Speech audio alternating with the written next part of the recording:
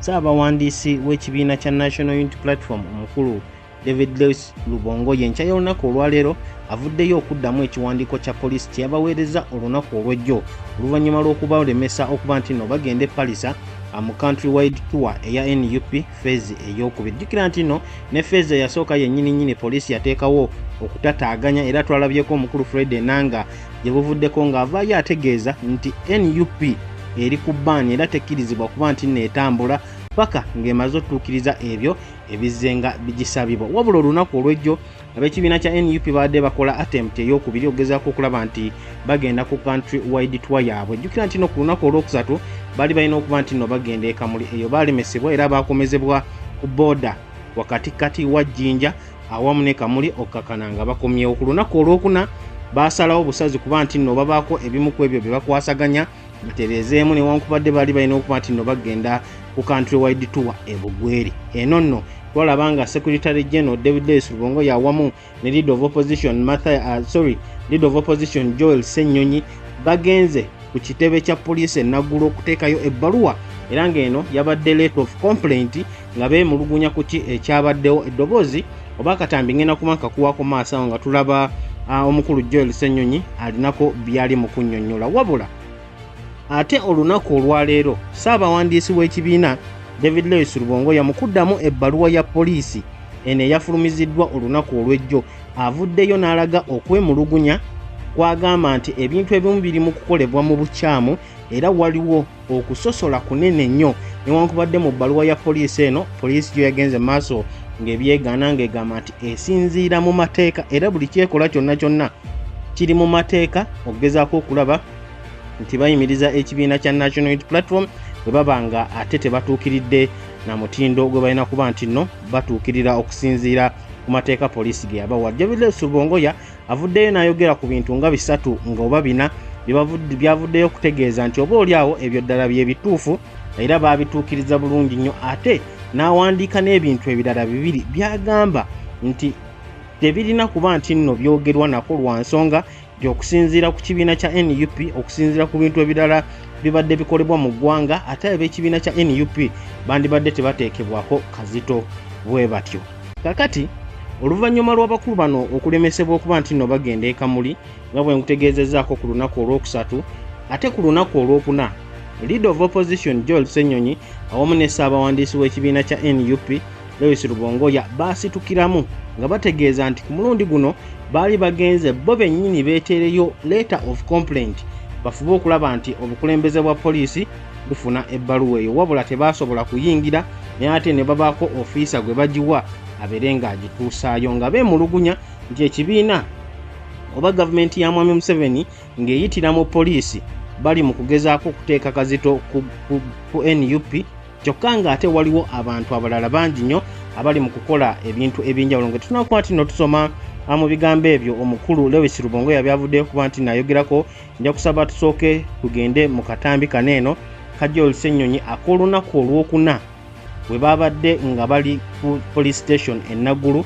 nga bagenze okuteekayo letter of complaint yaabwe. Today after the press conference that we held at our headquarters in Kavule, we did come here at the police headquarters to deliver our protest letter. The protest letter is in regard to the happenings in Kamuli yesterday. We did write to the IGP, to police leadership, informing them about our countrywide tour. That letter was received here. Somebody just signed and put a date. They didn't put a stamp or whatever. We did hear Fred Enanga say they don't know about any of such letter. We went out there. They did global us, tear gas and so on. Some of our people are nursing injuries. So we said, let's retreat and write a protest letter to the leadership of police. But we said this time we shall not send somebody to deliver that letter because when we send them, they just receive it here, no stamp, no nothing. And then Enanga says, no letter was sent. We said as the leaders, let's bring that protest letter here ourselves.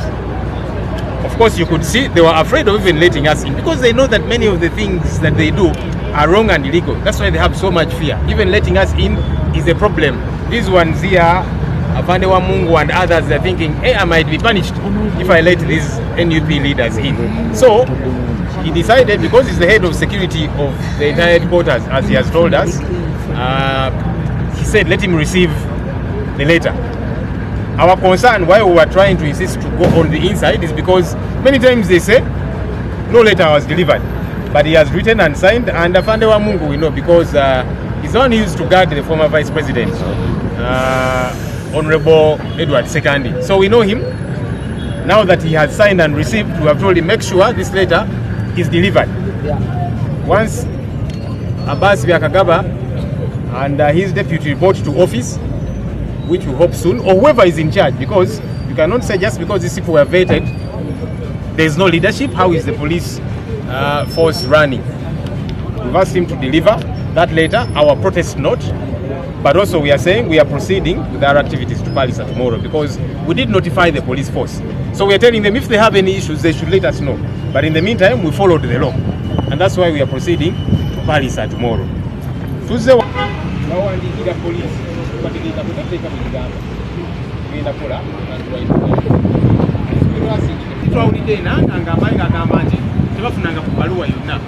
kakati twagambe tuwandiike ebbaluwa eno ey'okwekalakaasi y'okwewebyo ebyabaddewo tugamba fenna kale bannange musaliwa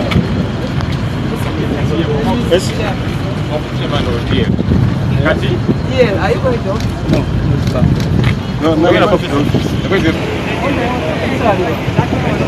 oyo Joel Ssenyonyi awamu ne ssaabawandiisi w'ekibiina kya National Unity Platform mukulu David Lois Rubongoya nga bagenze ku poliisi okuteekayo letter of complaint. Kakati nga nkuzizzaako emabega katono nnyo ku lunaku olwokusatu omukulembeze w'ekibiina Robert Kyagulanyi Ssentamu we yali asimbula ne ttiimu ye yonna yonna nga bagenda e Kamuli yasooka ku ssaawa ez'okumakya n'abriefinga bannamawulire era n'ayogerako eri bannabawagizi b'ekibiina kya NUP bonna bonna mu kubateekerateekera erugundo wabula yategeeza nti poliisi baali bagiwandiikidde ebbaluwa naye nga yo tebazzeemu. Kakati ekibiina kya NUP nga tebannatandika country wide tour yaabwe bagamba nti baawandiika ebbaluwa eziwererako ddala bbiri. Eyasooka bangiwandiika ng'ennaku z'omwezi nga 10. Ebbaluwa eyo yali etegeezaako poliisi ku membership registration activities eziri mu kugenda mu maaso mu bitundu eby'eggwanga eby'enjawulo. Ebbaluwa ey'okubiri ey'ennaku z'omwezi nga 16 eyo yo yali ebategeeza ku Nup country wide tour phase 2 era nga ku bbaluwa eyo okusinziira ku David Lois Rubongoya agamba nti yateekako obujulizi obulaga nti nno bannannyini bifo we bagenda okuŋŋaanira bamaze dda okubuukinga mu ssaawa ki we bagenda okuba nti nno bakolera ebintu ebyo awamu n'ennaku z'omwezi bagenda okutambulira era mu buli district kiri mwe bagenda okuba nti nno batuuka ku lunaku ki. Wabula ate okusinziira ku bbaluwa eyawandiikiddwa poliisi mu kuddamu letters ezo naddala y'ennaku z'omwezi nga 23 complaint gitulabye omukulu Joel Ssenyonyi wamu ne ssaabawandiisi David Lois Rubongoya ze baatwala ku kitebe kya poliisi enaggulu ku lunaku olwokuna. Poliisi yeegamba nti ekisookera ddala bo bbaluwa gye baafuna ate ekyokubiri nga poliisi egamba nti waliwo ebintu ebimu ebitali mu kugobererwa era bo bye batannaba kuba nti nno balabako. Mu kuddamu okusomeramuuko ku bbaluwa eno katini nnyo poliisi yavuddeyo n'ewandiika bw'eti negamba we do acknowledge receipt of your letter dated 23rd May 2024 under reference number NUP/UP/006/2024 on the above captioned subject matter and the alleged illegal obstruction of your activities. We would like to respond as follows. In the letter dated 20th March 2024, it was guided that before your planned activities could proceed, you were required to comply with the following guidelines in advance. Poliisi egamba nti ennaku z'omwezi nga 2 mu mwezi ogwokusatu gwe gwa March ennaku z'omwezi mwaka gwa 2024 baawandiika ebbaluwa ne bagisindikira ekibiina kya NUP nga babategeeza biki bye balina okusooka okutuukiriza nga tebanaana kugenda mu maaso na kutandika bikolwa byabwe byonna byonna ku mobilizinga kutambula ku registeringa awamu n'ebintu ebirala byonna byonna. Era ekisooka avail to the Inspector General of Police and the comprehensive program and schedule of the intended activities detailing location, dates and the time of each activity with the numbers of expected participants and any other information essential for security planning. Police yabategeeza nti batwaleyo obubaka obutegeerekeka obulaga programu awamu ne schedule ewa Inspector General of Police ebintu bye bagenda okuba nti no bakola mu details bulungi nnyo nga biraga ekifo bagenda okubikolera, ennaku z'omwezi awamu n'essaawa mwe bagenda okukolera ebintu ebyo, ate era balage n'okulaga bantu bameka be basuubira okuba nti nno bagenda kwenyigira mu bintu byabwe, n'oluvannyuma poliisi eryoka eteeketeeke bulungi nnyo security agenda okumala. Ekyokubiri, proof of permission from orders of venues to be used. Obujulizi obulaga obujulizi obulaga nti ekifo kye bagenda okuba nti nno babeeramu bannannyini kyo bamaliriza okukkiriza bakibeere. Measures for public safety and health in place at each of the venues for meetings. Okuteekawo ebyobulamu ebigenda okuyambako mu kufuba okulaba nga bannansi abanaabeera mu bifo ebyo ate bali safe. Liaise with the territorial police commanders, RPCs and DPCs and district security committees and harmonize security arrangements for each of the activities to ensure that all aspects of public order, peace and tranquility are observed. Aba NUP era bategeezebwa. Poliisi yagambye nti mu bbaluwa eno baabasaba era balage enkolagana gye baamaliriza okuba nti nno bateekawo wakati waabwe ne ba RPCs, ba RDCs awamu n'ebitongole ebirala byonna eby'ekitundu ebikuuma ddembe, ogezaako okulaba nti order awamu n'emirembe gikuumibwa bulungi nnyo mu kubeerawo kwabwe mu bifo ebyo. Kaakati David Rubongoya naye yavuddeyo n'abaako byaddamu era ng'agamba nti ebintu ebimu ku ebyo ddala mu bituufu byakoleddwa, era yavuddeyo n'asobola okuba nti nawandiika bw'ati ku mukutu gye emitimbagano. Rubongoya mu kuddamu ebbaluwa eyo gye twakasomamu yagenze maaso n'ayogera bw'ati: Yesterday, after blocking our engagement in Palisa, we received a letter from the police responding to our protest letter and inviting us for a meeting on Monday. They raised various issues, some of which we agree with and some of which we don't. Rubongoya agamba nti olunaku olw'ejjo oluvannyuma lwa poliisi okubalemesa okugenda mu disitulikiti y'e Palisa okuba nti basisinkana abawagizi baabwe era okugoberera programu yaabwe nga ebaali bakisuubidde okuba nti nejja kugobererwa, baakomyewo mu kibuga Kampala ne basanga ebbaluwa ya poliisi ng'eri mu kuddamu ebbaluwa abanuupu gye baatwalayo ku lunaku olwokuna mu kwekalakaasa era mu kulaga okwemulugunya kwabwe ku biki poliisi byeri mu kubakola. Era nga poliisi mu bbaluwa eno yabaaniriza ku Mande ya wiiki ejja abakulembeze b'ekibiina kya NUP bagende ku headquarters za poliisi enaggulu babeere nga boogereziganya balabe ki ate ekisobola okukolebwawo ku mbeera eno. Rubongoya agamba nti bayogedde ku bintu bingi nnyo era ensonga nnyingi nnyo baazikoonyeeko, ng'ezimu ku zo nga bo ab'ekibiina kya NUP bakkiriziganya nazo ate ng'endala tebakkiriziganya nazo. Era n'agamba we agree with the following requirements and have always complied with them. Rubongoya agamba nti bineno byengenda okubanga nkusomerako bintu biringa 4 nti bineno byo bakkiriziganya nabyo ate era bulijjo babadde nga babigoberera nga babiteeka mu nkola. Ekisooka, notify the police about the venue, program and time for each event. Ekisookera ddala Rubongoya agamba nti babadde nga bategeezaako poliisi ku kifo we bagenda okubeera, programu weegenda okutambula ate era mu ssaawa ki we basuubira okuba nti nno babeera ku programu eyo. Ekyokubiri, provide evidence of permission from venue owners. Okuwaayo obujulizi eri poliisi nti bannannyini kifo omugenda okubeera emikolo gyabwe oba okukuŋŋaana kwabwe bamaze dda okubakkiriza okubeera. Rubongoya agamba nti ekyo nakyo bakituukiriza, bakkiriziganya nakyo era babadde nga bakiteeka mu nkola. Ekyokusatu, indicate security and public health measures. Aba NUP bazze nga balaga ebyokwerinda awamu n'ebyobulamu bibadde nga biteekebwa mu nkola okufuba okulaba nti singa omuntu yenna aba atuusikiddwako ekisago ab'ebyobulamu we bali okumukolako, ate era n'okugezaako okulaba nti security yaabwe eri gulugulu okuziyiza ebintu byonna ebiyinza okubeerawo mu bukyamu okuba nti nno bikolebwa.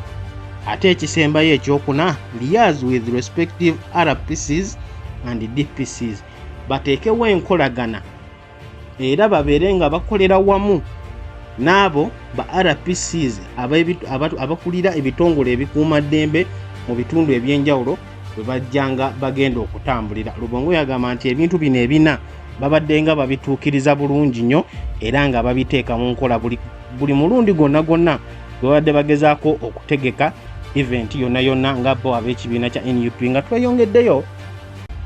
Ssaabawandiisi w'ekibiina agenze maaso n'agamba, we however do not agree with these two, nti newankubadde ebiri ebisoose ebina tubigoberera, wabula bino ebibiri tetukkiriziganyiza nabyo era byandibadde oba oliawo tebyogerebwa nako. Ekisookera ddala, poliisi egamba do not hold rallies and processions.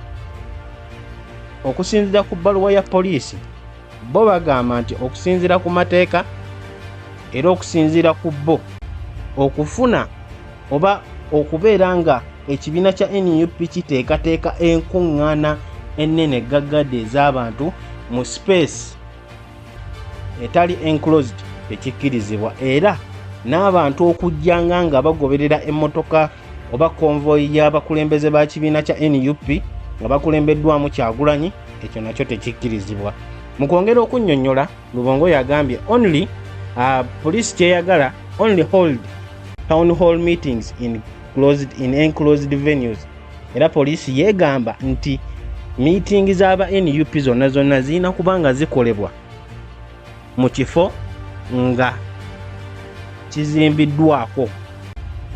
Kakati Rubongoya agenze maaso n'ayogera bw'ati, rallies and processions are permitted by law and indeed other political actors continue to hold them without them being blocked. We strongly disagree with this double standards. We are ready and willing to have our rallies and processions regulated but not blocked. David Lewis Rubongoya agamba nti enkuŋŋaana awamu n'okugoberera ng'abawagizi ba NUP babadde nga bakola bikkirizibwa mu mateeka. Kyokka ng'ate ekisinga okwewuunyisa nti bannabyabufuzi abalala bonna era nga bwe tugenda okulaba mu katambi akugenda okubawaako mu maaso awo ak'olunaku olw'ejjo Robert Kyagulanyi Ssentamu ng'ali mu kwogera ku mbeera, baalaze ebifaananyi eby'abantu ba MK nga bali mu kutambula, Daudi Kabanda, Lilian Aba awamu n'abantu abalala mu wiiki eno yennyini.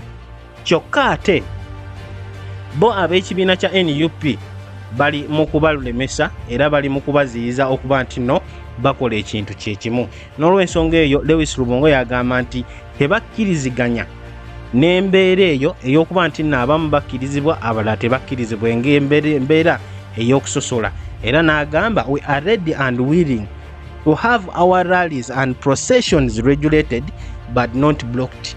Nti nga bo ab'ekibiina kya NUP beetegefu okulaba nga enkuŋŋaana zaabwe ez'abantu ze bagenda okukola awamu n'abantu okubagoberera biri mu kulabirirwa poliisi era bali mu kugoberera mateeka wabula so si kuziremesa. Ekitegeeza nti okusinza ku David Lewis Rubongoya agamba nti kama mbaaya ni mbaaya, ebyokuba blocking ebyokubalemesa ebyo bijja kuba tebikola. Ensonga ey'okubiri gye bawakanya, poliisi egamba indicate the number of guests.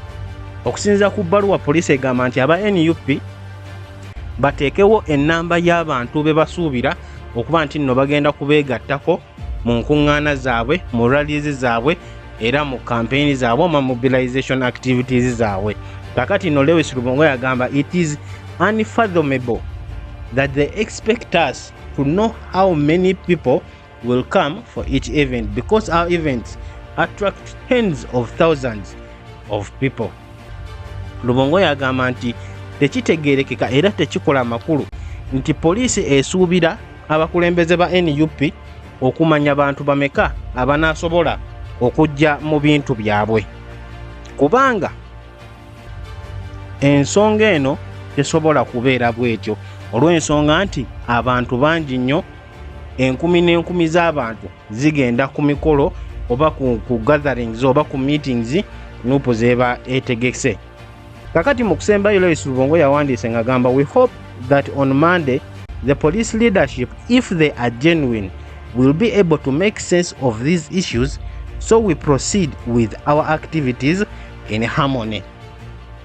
Rubongoya agamba nti newankubadde ebyo byonna biriwo ebityo, basuubira nga bo bannakibiina kya National Unity Platform nti ku lunaku olwa bbalaza wiiki ejja, obukulembeze bwa poliisi bajja kubeera b'amazima eri gye bali bo era b'amazima eri amateeka, era bajja kusobola okukola amakulu mu nsonga zino zonna eziri mu kugenda maaso, n'oluvannyuma ekibiina kya NUP balyoke beeyongereyo mu kugenda maaso ne country wide tour zaabwe feezi ey'okubiri.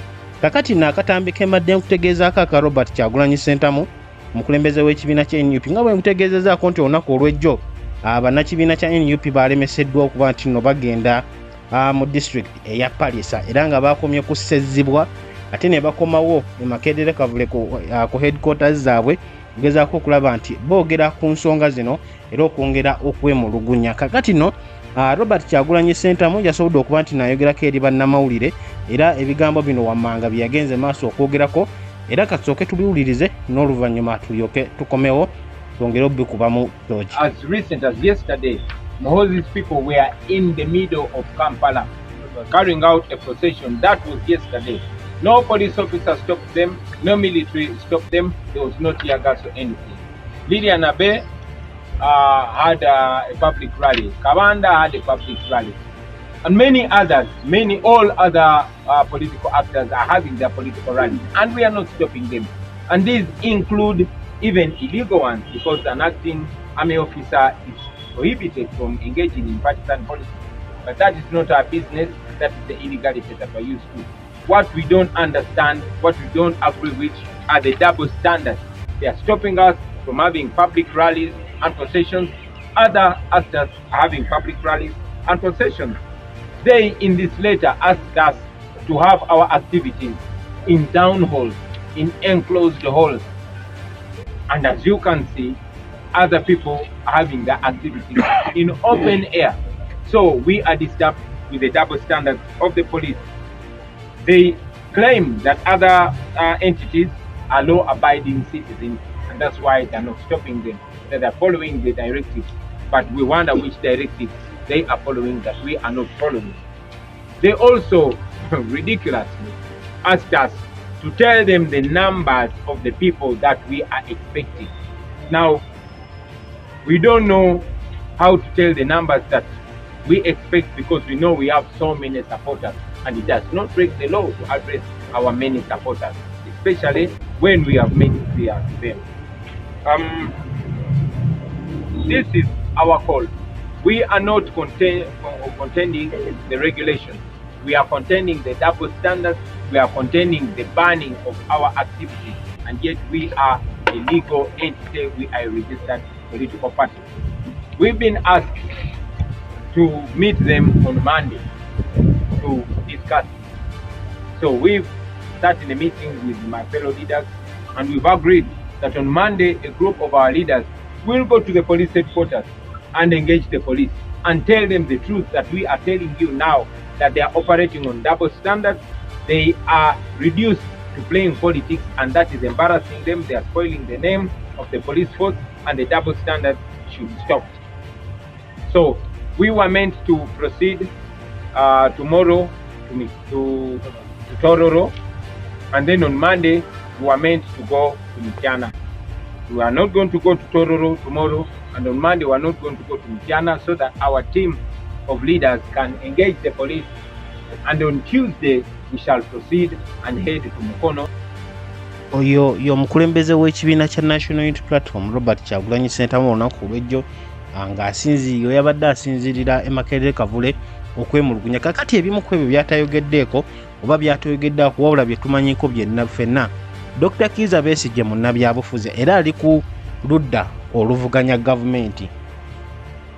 Wabula okumala kati omwezi mulamba Dr. Kizza Besigye awamu ne ttiimu ye babadde nga batambula mu bitundu ebyenjawulo mu ggwanga nga tebakwatibwako nga tebayimirizibwa tebagambibwako muntu yenna oba poliisi era nga tebayimirizibwa okujjako okukuumibwa obukuumibwa ate nga y'ensonga y'emu n'aba NUP gye basaba gye bagamba nti bali ready activities zaabwe okuba nti no ziri regulated wabula tezirina kubeera block. Kakati ne ku lunaku olwokusatu lwennyini Robert Kyagulanyi Ssentamu we yali agenda e Kamuli, Dr. Kizza Besigye ye yali mu bitundu eby'e Masaka era ng'eyo yali ali mu kwebuuza ku bawagizi be nga ffenna tubimanyi bibadde bigenda maaso mu kibiina ekya FDC wabula poliisi teyamuyimiriza teyamukuba mutiya gaasi nga bwezzenga ekola abawagizi b'ekibiina kya NUP era ng'eno y'ensonga y'emu yennyini gye bali mu kwemulugunyaako gye bagamba nti oba oliawo eno nsonga nkyamu nnyo.